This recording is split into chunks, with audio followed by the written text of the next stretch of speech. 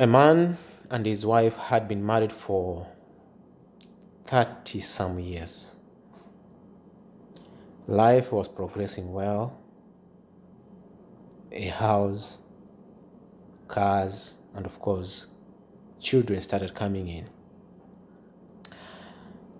She used to help in packing his luggage so as to make the trip successful, because he used to travel quite a lot.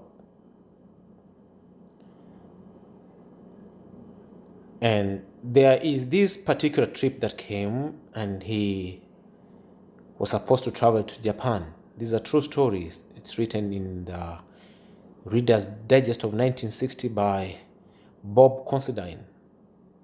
The title of the story is "Would You Have Loved This Much?" He could call once he's arrived to say how things are. He could call every day to check on the kids and of course to let the wife know how things were going on over there. And this went on for 90 days. He was there, and there is this call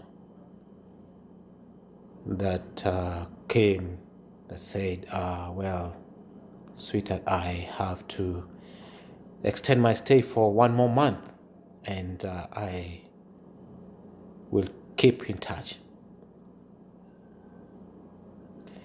Days went by, no in touch.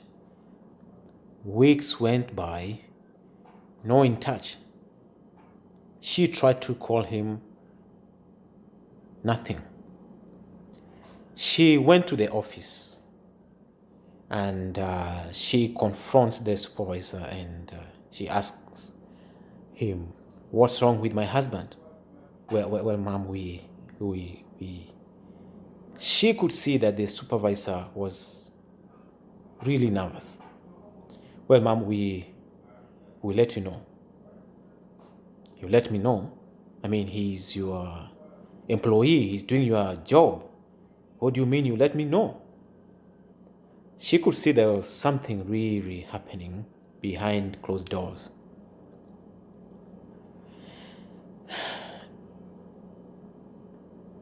Two days later, she got a letter from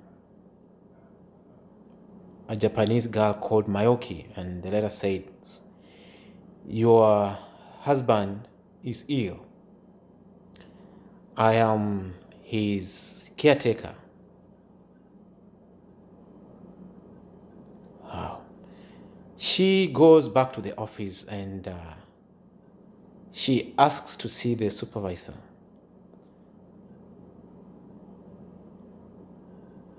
And the supervisor really tries to avoid her, but she finally gets hold of him. My husband is ill, and you're not telling me?" "Well, ma'am, is that the only thing he said?" No, he has not called me. I just got a letter from Mayoki."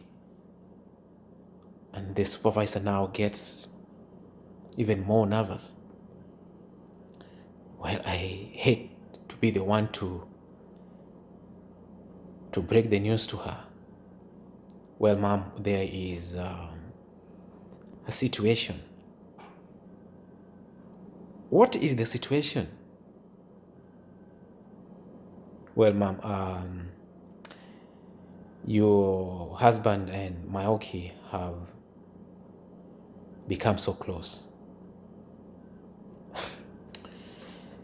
Can you tell me that one more time?" "Well, ma'am, your husband and Mayoki have become so close, and they are expecting a child." She gets so devastated. To her knowledge, he has never stepped out of line. To our knowledge, he has never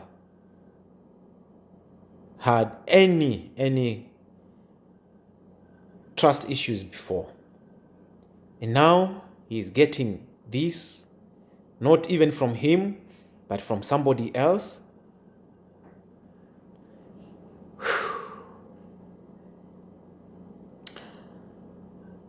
She goes home. 2 days later, she gets a second letter says,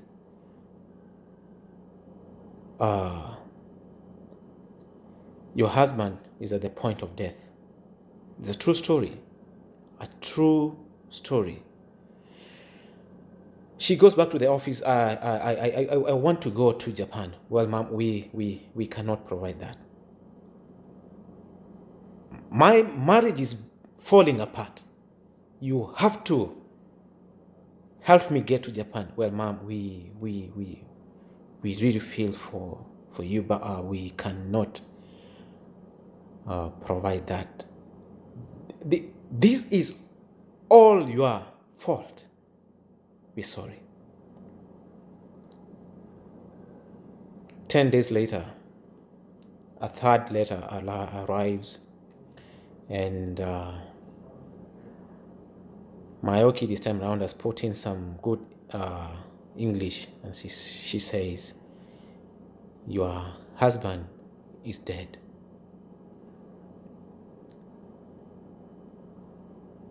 This time around, she doesn't go to the office. She goes to the banks. She makes contacts. She contacts friends and collects enough money not to go to Japan. You hear what I just said? She collects enough money not to go to Japan, but to bring Mayoki and her husband's baby to America.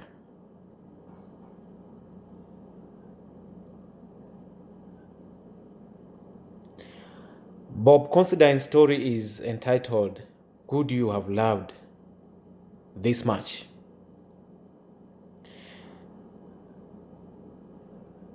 Seven months later, this dear woman makes her way to the airport, and this was a time when the airports did not have security then, and she makes her way to the tarmac, and there she is watching Mayoki